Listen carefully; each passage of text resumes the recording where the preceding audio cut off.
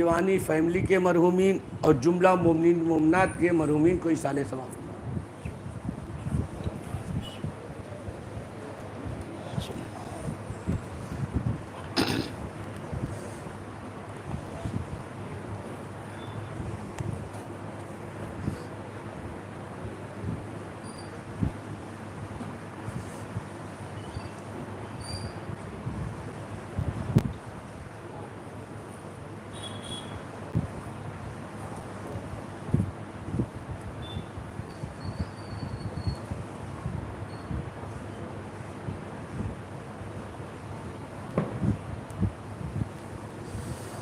رحم اللہ من قرأ الفاتحہ. بسم اللہ.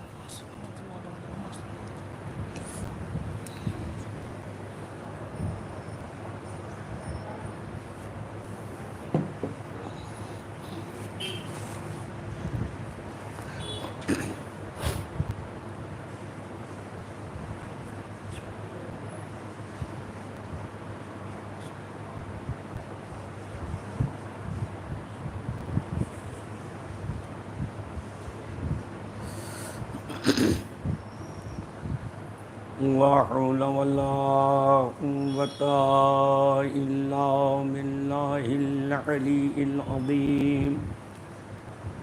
بسم الله الرحمن الرحيم. رب اشرح لي صدري ويسر لي أمري واحلل عقدة من لساني يفقهوا قولي. بسم الله الرحمن الرحيم. الحمد لله رب العالمين والصلاة والسلام على أشرف الأنبياء والمرسلين الملقب بالطه والياسين الذي خلق الأنبياء كلهم بعرق جبينه المبين وعلم الملائكة الطريق عبادة الخالق المسجود للساجدين أبي القاسم محمد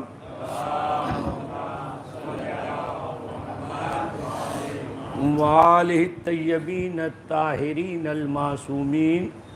اما بعد فقد قال اللہ تبارک و تعالی وقولہ الحق. بسم اللہ الرحمن الرحیم. وَكَذَلِكَ جَعَلْنَاكُمْ أُمَّةً وَسَطًا لِتَكُونُوا شُهَدَاءَ عَلَى النَّاسِ. صلوات بھیجو محمد و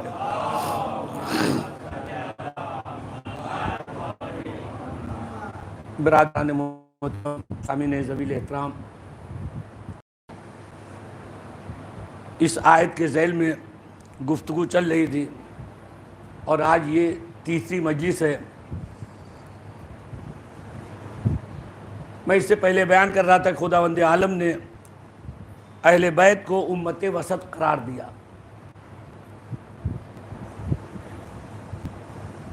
اور یہ اہل بیت معصوم، اس لیے ایک سرا خدا سے مل رہا ہے، نوری ہے، اور ایک سرا بندے سے بشریت سے مل رہا ہے کہ جسم رکھتے ہیں. نوری اس لیے ہیں تاکہ خدا سے وحدانیت سے قریب رہیں. بشری اس لیے بشر یعنی جسم دے کے اس لیے بھیجا تاکہ بشریت کے قریب رہیں. اور ہم نے دین جو ہے وہ معصوم سے لیا. کل گفتگو چل رہی تھی کہ ہم نے دین اہل بیت سے لیا. اور یہ اہل بیت یہ معصوم ہمیں کیسے پتا چلے کہ یہ خدا ہی کا حکم ہے؟ تو خداوند عالم نے آخری نبی حضرت محمد مصطفیٰ صلی اللہ علیہ وسلم کی قول کی بھی ضمانت لی اور فعل کی بھی ضمانت لی، اور محمد نے اپنے اہل بیت کے قول و فعل کی ضمانت لی. کل گفتگو یہاں تک.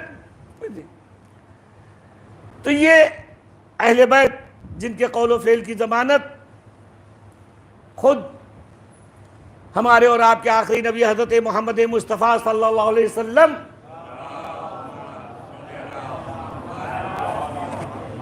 نے ان کے قول و فعل کی ضمانت لی. کیا کہا؟ اولنا محمد واوسطنا محمد وکلنا محمد. ہمارا پہلا بھی محمد، درمیانی بھی محمد، ہم کل کے کل محمد ہیں. لہذا کوئی قول و فعل میں کسی کے کوئی فرق نہیں. جو پہلا کہتا ہے وہی دوسرا، اور جو دوسرے نے کہا وہی. ہمارے ہاں جتنے یعنی 12 امام ہیں، آپ ان کی حدیثوں کو دیکھیں تو کسی کی حدیث میں کوئی تضاد نہیں ملے گا، ذرا برابر. تو ہم دین اہل بیت سے لیتے ہیں.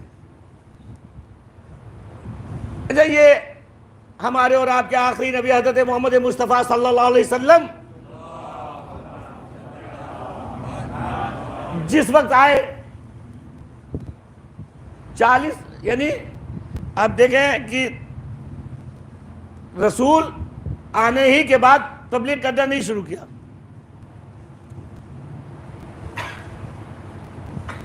جب تک مددگار نہیں آیا،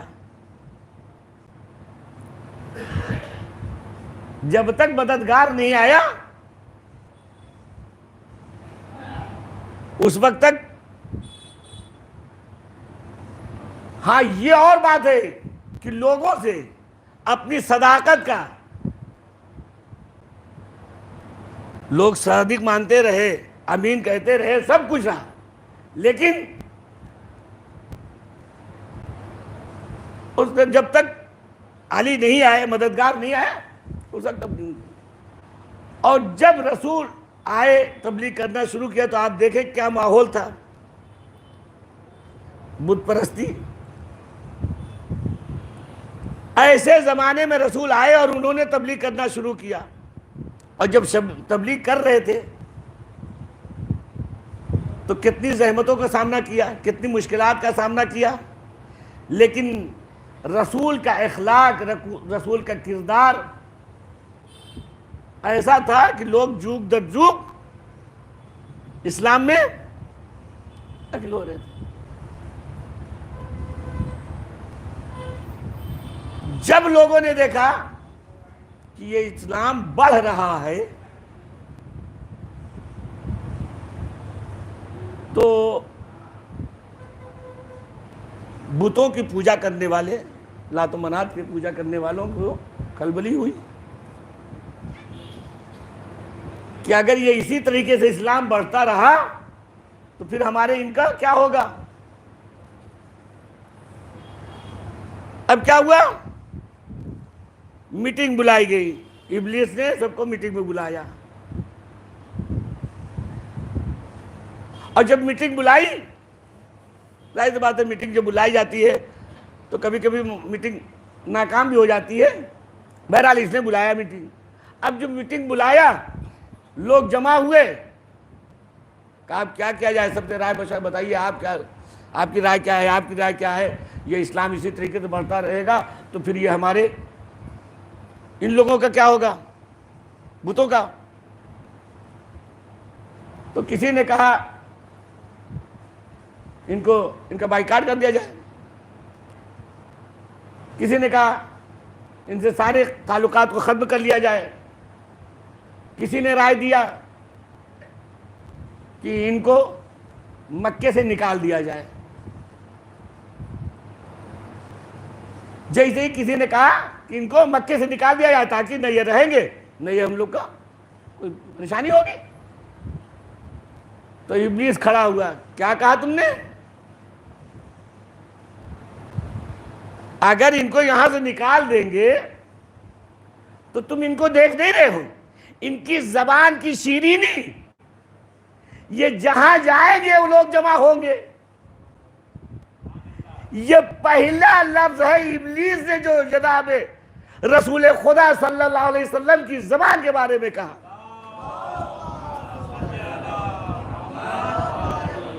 کیا کہا؟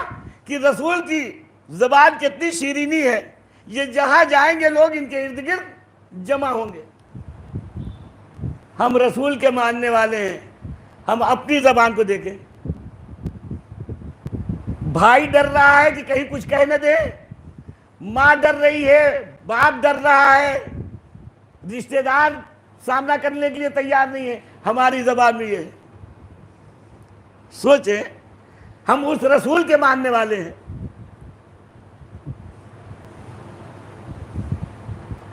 کہ کفار یعنی ابلیس کہہ رہا ہے کہ ان کی زبان کتنی شیرینی, ان کا اخلاق. میں بتاؤں آپ کو, واقعی یہ اخلاق ایک ایسی دکان ہے جس کا تالا یہ زبان ہے. جب تالا کھولا جاتا ہے تب پتہ چلتا ہے کہ دکان کے اندر سونا ہے یا کوئلہ ہے. صلوات بھیجے محمد والے.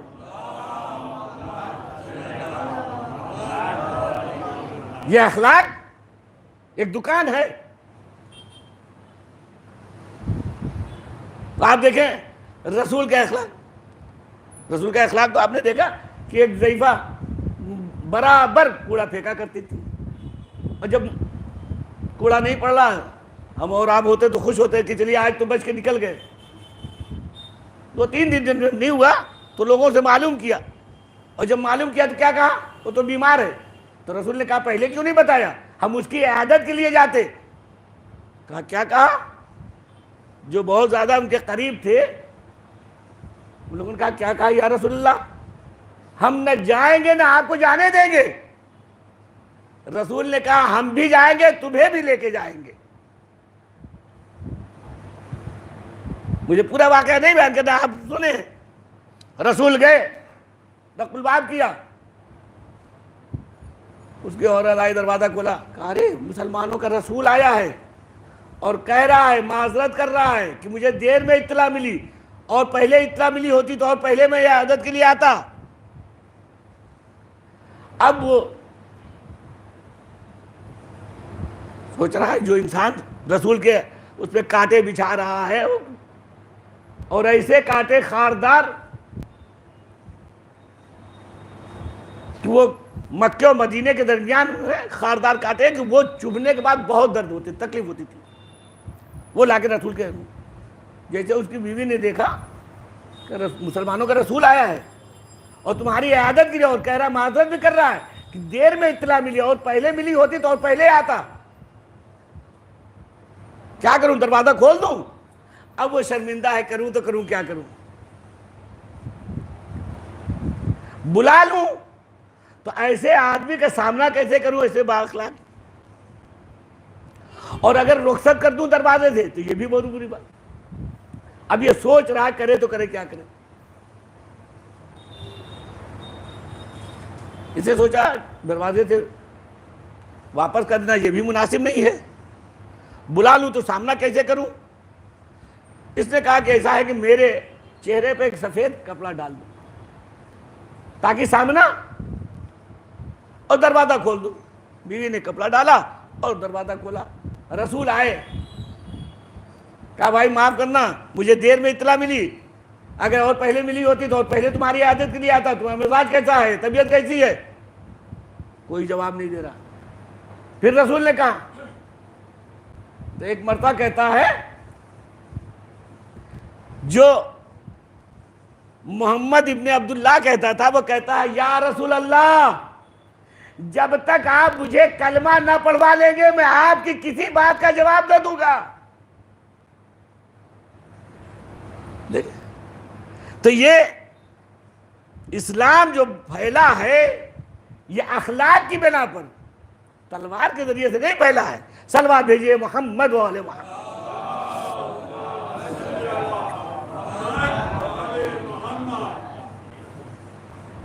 تو رسول, ابو ابلیس نے کہا کیا کیا جائے, ان کو نکال دے.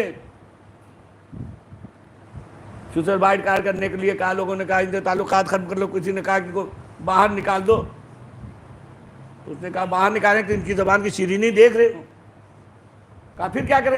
کہا ایسا ہے کہ ہر قبیلے کے ایک آدمی, اور اس طریقے سے ان کے گھر کا گھراؤ کر کے ان کے قتل کر دیا جائے تاکہ یہ بنی ہاشم کس سے بدلہ لیں گے. تو یہ پلان بنا. شب ہجرت، اور جب رسول کو پتا چلا تو رسول نے کیا کہا؟ مولا کائنات مومن علی بن ابی طالب علیہ الصلوۃ والسلام کو بلایا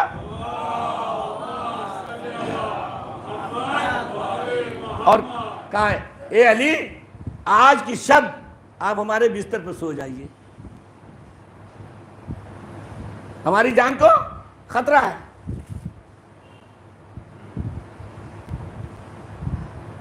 علی نے کچھ پوچھا نہیں.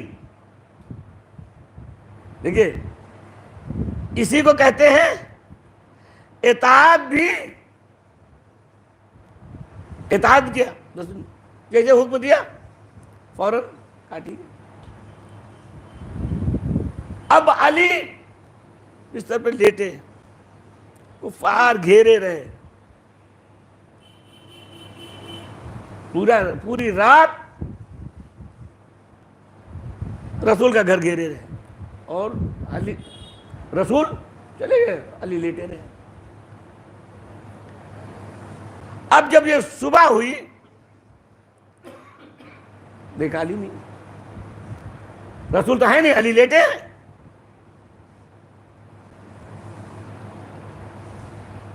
علی کے پاس گئے، جب چادر ہٹایا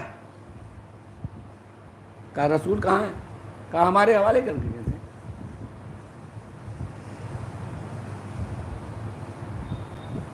تو یہ کفار جو گھیرے تھے یہ پہچان کیوں نہیں سکے؟ اس لیے کہ یہ 3 پردے پڑے تھے،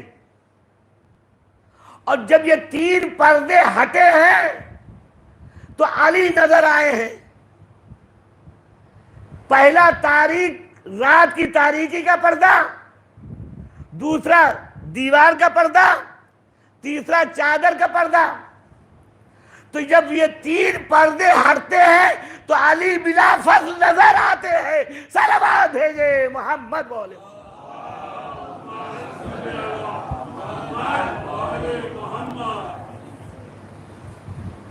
تو اب آپ دیکھیں،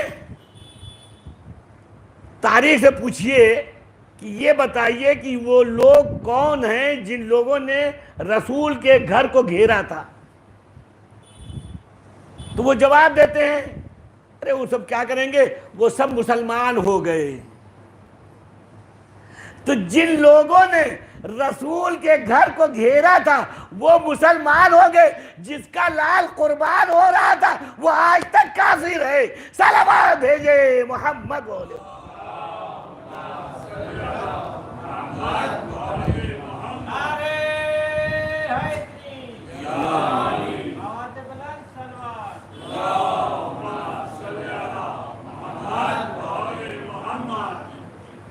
آپ دیکھیں جس کے لال قربان ہو رہا ہے، جان قربان کر رہا ہے، اور خدا نے بھی دیکھیے واقعاً علی کی نفس کو خریدا، اپنی مرضی دے دی.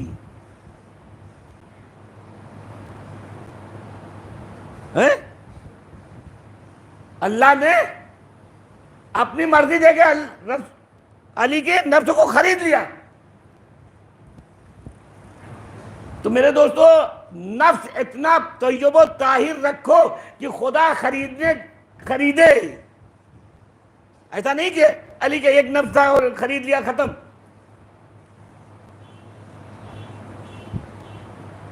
ہمارے نفس میں کیا ہے؟ ہمارے ہاں غیبت، برائی، جھوٹ، تہمت، ایک دوسرے کے. نفس اپنا پاک رکھو. تو جب طیب و طاہر نفس رکھو گے تو خدا خریدے. تو خدا نے علی کے نفس کو خریدا اپنی مرضی کو. اب میں نے کل بیان کیا تھا کہ ید اللہ، رجل اللہ، لسان اللہ. تو خدا نے یوں ہی نہیں کہا.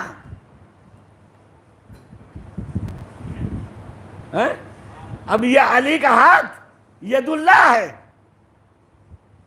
علی کا پیر رجل اللہ ہے. آنکھ عین اللہ ہے، زبان لسان اللہ ہے. تو اب جو بھی علی کہیں گویا وہ خدا کہہ رہا ہے. صلوات بھیجیے محمد و آل محمد.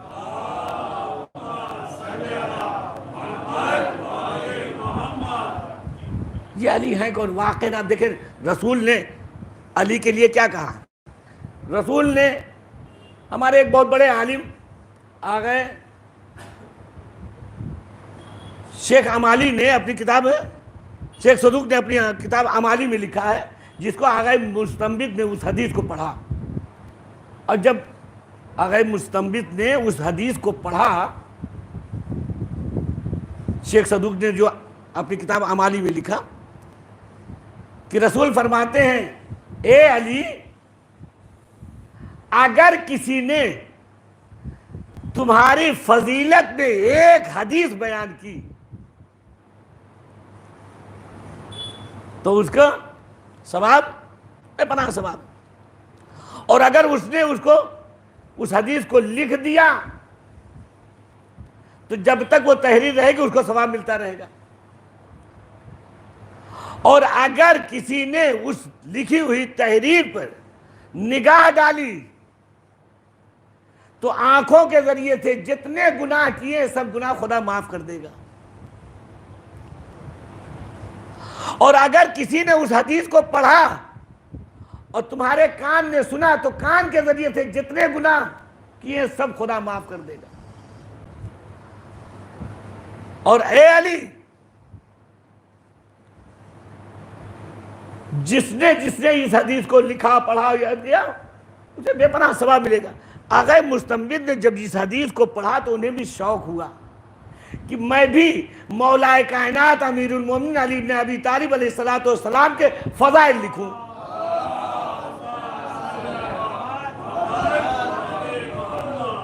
انہوں نے سوچا مجھے بھی شوق ہوا، انہیں بھی شوق ہوا. انہوں نے کہا کہ لاؤ علی کے فضائل میں ایک کتاب لکھوں.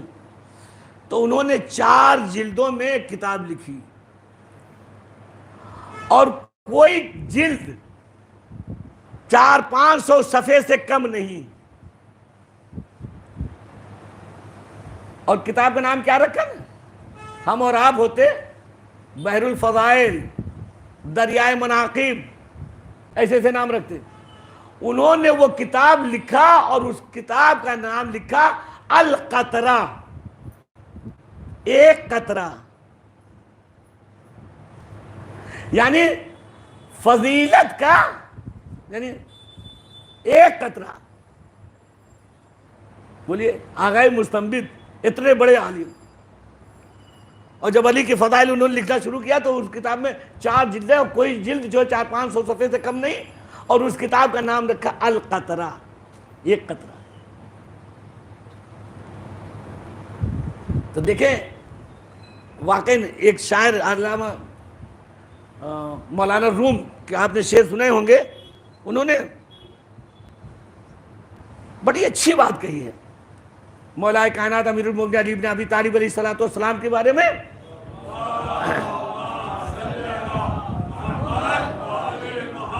انہوں نے ایک شعر کہا ہے، لیکن اس شعر سے پہلے جانتے ہیں انہوں نے ایک واقعہ بیان کیا، اور اس واقعے کے بیان کرنے کے بعد انہوں نے شعر سنایا ہے. انہوں نے ایک چھوٹا شعر واقعہ بیان کیا کہ ایک دیہات کا رہنے والا تھا، دیہاتی، اور دیہات میں بڑے بڑے گھر ہوتے ہیں، اور گھر کے پیچھے اس کے ایک جنگل تھا. گھر کے پیچھے جنگل تھا، اور گھر کے پیچھے اس جنگل کے پاس جو ہے، گھر کے پیچھے جہاں جنگل تھا وہاں وہ ایک گائے پالے ہوئے تھا.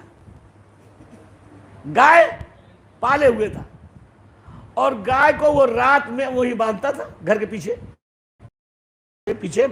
گائے باندھتا تھا. اور رات میں وہ جاتا تھا، رات کے اندھیرے میں جاتا تھا، اپنی گائے کو پیٹھ پہ ہاتھ رکھتا تھا اور اس کے بعد آتا تھا. اس کے ہاتھ پیٹھ پر ہاتھ رکھ کے اس کے بعد روٹی کھلا کے چلا آتا تھا. ایک دن کیا ہوا، ظاہر بات ہے جنگل ہے, جنگل میں شیر بھی رہتے ہیں. ایک دن جنگل میں شیر آیا اور اس گائے کو کھا کر بیٹھا ہے, اور یہ برابر جس طریقے سے جاتا تھا رات میں اندھیرے میں, اسی طریقے سے یہ گیا. رات کے اندھیرے میں گیا, ہاتھ پھیر رہا ہے, اٹھتی کیوں نہیں, اٹھتی کیوں نہیں, اور کیا دے رہا. شیر زبان بے زبانی سے کہہ رہا ہے, تو مجھے رات کے اندھیرے میں دیکھ رہا ہے, دن کے اجالے میں دیکھتا تو تیرا کلیجہ پارا پارا ہو جاتا. یہاں تک تو واقعہ تھا, قصہ کہانی. یہاں سے مولانا روم نے جو تل لیا ہے, انہوں نے کہا ہے تو علی را در سیاہی دی دئی, زی سبب غیر رہبرو برگزی دئی. تو نے علی کو جہالت کے اندھیرے میں دیکھا ہے, کی روشنی میں دیکھتا تو تیرا کلیجہ پارا پارا ہو جاتا. صلوات بھیجے محمد والے.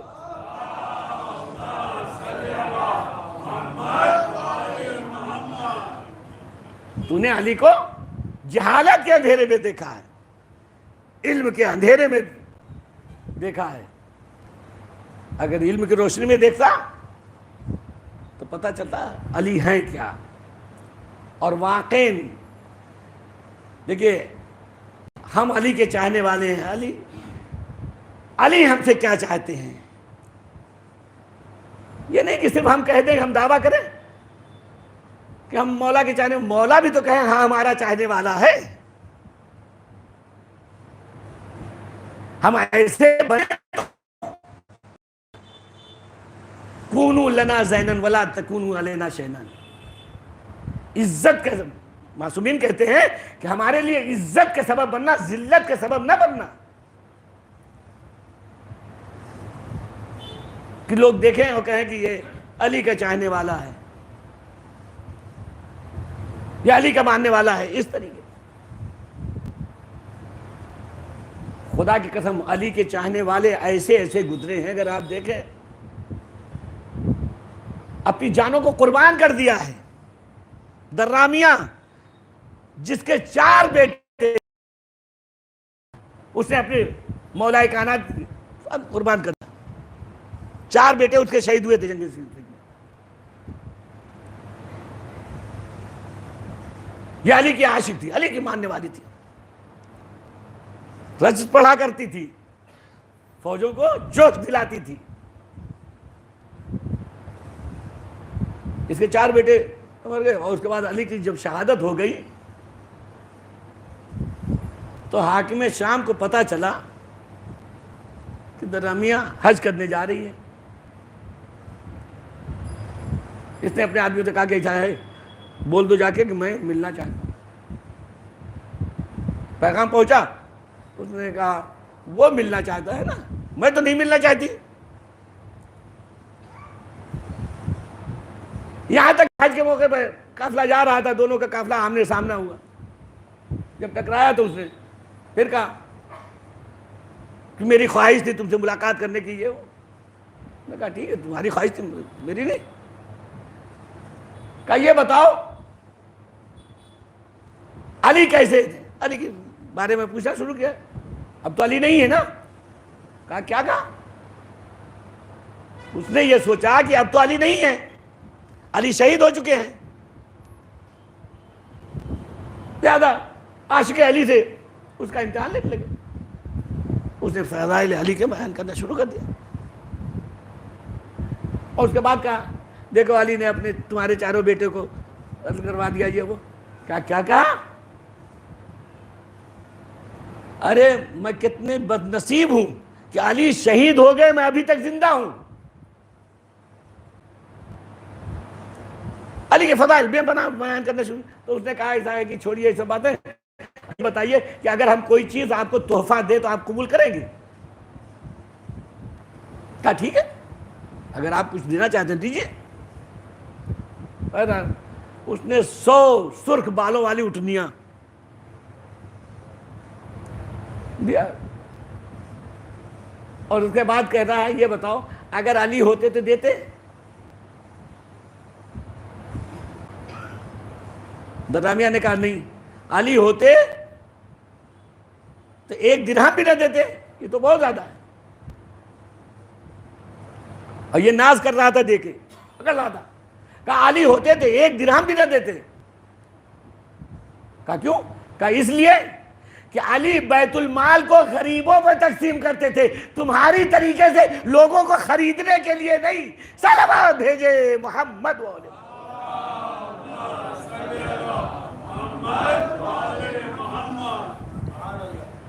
علی بیت المال کو غریبوں پہ تقسیم کرتے تھے. خدا کی قسم یہ علی رات کی تاریکیوں میں, آپ دیکھیں مولا کے جو مولا نے حکومت سنبھالی ہے, رات کے سناٹے میں غریبوں بیواؤں کو اور اپنے جن کو جہاں بنایا تھا گورنر بنا کے بھیجا تھا, سب کو تاکید کیا تھا کہ دیکھو رات کے حصے میں تم گزرنا نکلنا, اور دیکھو جو وہ سونے کا وقت ہوتا ہے, اگر کسی بچے کی رونے کی آواز آئے تو سمجھ لینا کہ گھر میں کچھ ہے نہیں, بچہ بھوکا ہے. مالک اشتر وغیرہ کو تاکید کیا تھا. اور خدا کی قسم مولا کی 4 سالہ حکومت جو ہے کوئی ایک آدمی بھوکا نہیں رہا جیسی حکومت مولا نے کی ہے, کسی نے نہیں, ایک آدمی نہیں. مولا نے کہا دیکھو میں تمہیں گورنر تو بنا کے دے رہا ہوں, لیکن نہ کسی کو لباس میں کمی ہونا چاہیے, نہ گھر میں کمی ہونا چاہیے, نہ غذا میں. اور دیکھو رات کے سناٹے میں تم لوگوں کو جس وقت تمہارے پاس حکومت کے لوگ نہ رہیں اس وقت بلانا, ایک مخصوص وقت دینا غریبوں کو, تاکہ وہ تم سے کہیں ایسا نہ ہو کہ حکومت آدمی جاسوسی کریں اور جا کے بتا دے تو وہ ڈر کے مارے نہ آئیں. لہذا امام نے کیا کہا, ایک وقت ان کے لیے مخصوص رکھنا تاکہ وہ آئیں اور تم سے اپنی روداد اپنے بیان کر سکے.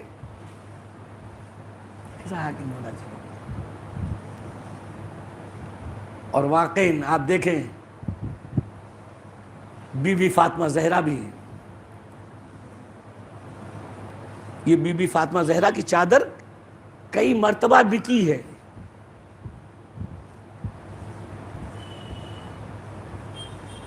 صاحب جذب القلوب جو ایک اہل سنت عالم دین ہے, انہوں نے اپنی کتاب میں لکھا ہے جذب القلوب میں کہ ایک مرتبہ ایک سائل آیا بی بی فاطمہ زہرا کے دروازے پر, دق الباب کیا, میں بہت بھوکا ہوں. بی بی نے سلمان کو بلایا, اپنی چادر دی اور کہا دیکھو اس چادر کو لے کے جاؤ اور بیچ کر اس کی بھوک کو ختم کرو. اب جناب سلمان چادر کو دوش پہ تو رکھ لیا, لے کے چل رہے ہیں, لیکن زبان سے کچھ نہیں کہہ رہے کہ کیسے کہوں. گلی میں ٹہل رہے ہیں, اتنے میں ایک راہب گھر سے باہر آیا, کیا دیکھا کہ سلمان دوست پہ چادر ہے. آواز دی سلمان کیا یہ چادر بیچو گے؟ کہاں بیچنے کے لیے نکلا ہوں. میرے دوستو واقعاً اگر اس واقعے کو آپ غور سے توجہ کے ساتھ اگر سن لیں گے تو انشاءاللہ ہم بہت محسوس ہوں گے. جو صاحب جذب القلوب نے لکھا ہے, جناب سلمان نے کہا ہاں بیچنے کے لیے. اس نے کہا رکیے. وہ گیا اور جانے کے بعد گھر سے ایک صحیفہ لے کے آیا, اور کبھی صحیفہ دیکھتا ہے کبھی چادر دیکھتا ہے, کبھی صحیفہ دیکھتا ہے کبھی چادر دیکھتا ہے. اس کے بعد کہتا ہے کہ ہاں بھائی میں اس چادر کو خریدوں گا. کتنی قیمت؟ سلمان نے جو بھی قیمت بتائی ہو. اس نے کہا یہ خریدوں گا, لیکن یہاں نہیں خریدوں گا. کہا بھائی پیسہ دینا دے لیجئے. کہا نہیں یہاں نہیں, مدینے کی مسجد میں چلیے, مسجد نبوی میں, وہاں خریدوں گا. مسجد نبوی میں آیا, اور جیسے مسجد نبوی میں آیا رسول بیٹھے تھے, رسول کے ارد گرد اصحاب بیٹھے تھے. تو ایک مرتبہ کہتا ہے کہ میں نے اپنے صحیفے سے ملایا ہے اور میرے صحیفے میں لکھا ہے کہ جو یہ چادر خریدے گا وہ دنیا کا سب سے بڑا بادشاہ ہوگا، دنیا اور آخرت کا۔ جو یہ چادر خریدے گا، یہ میرے صحیفے میں لکھا ہے کہ آخری نبی کی بیٹی کی ایک چادر آئے گی بکنے کے لیے، اس چادر کو جو خریدے گا وہ دنیا اور آخرت میں سب سے بڑا۔ میں اس چادر کو خریدنے کے لیے تیار ہوں۔ سلمان رسول بیٹھے ہیں، صاحب بیٹھے ہیں، اسے دیا، قیمت دی، اور اس کے بعد جب سلمان نے کہا چادر لو، کہا کیا کہا؟ جب میں مسلمان نہیں تھا تو میں نے اس چادر کو ہاتھ نہیں لگایا، اب کلمہ پڑھ لیا ہے تو چادر میں ہاتھ لگاؤں۔ وہ کیسے مسلمان تھے جو سیدانیوں کے سروں سے چادریں چھین رہے تھے۔ عزیزانو، خدا آپ کو کسی غم میں نہ رلائے سوائے غم اہل بیت اطہار کا۔ جب جناب مختار کے پاس ایک شخص کو لایا گیا، جب قاتلان امام حسین کو گرفتار ہو رہے تھے اور ایک ایک کر کے لایا جا رہا تھا، تو مختار کے پاس ایک شخص کو لایا گیا۔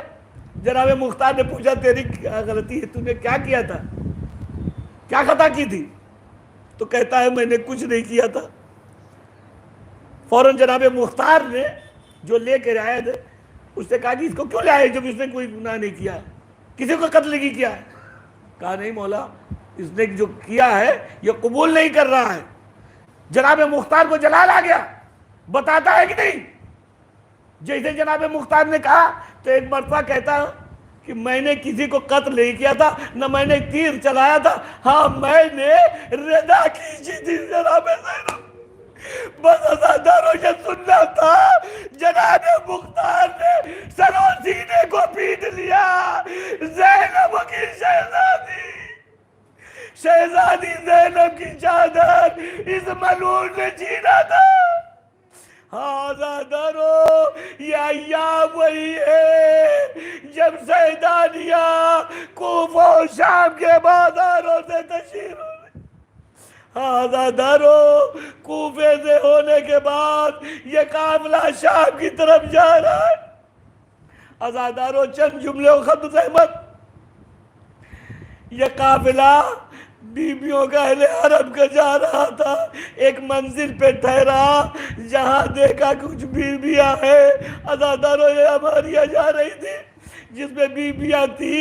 سکینہ کو ایک بیوی نے دیکھا کہ سکینہ بہت پیاسی ہے، وہ فوراً گئی کوزے میں پانی لائی اور لانے کے بعد کہتی ہے بی بی یہ بچی بہت پیاسی ہے، اس بچی کو پانی پلا دیجئے اور پانی پلانے کے بعد میری چند دعائیں کرا دیجئے گا۔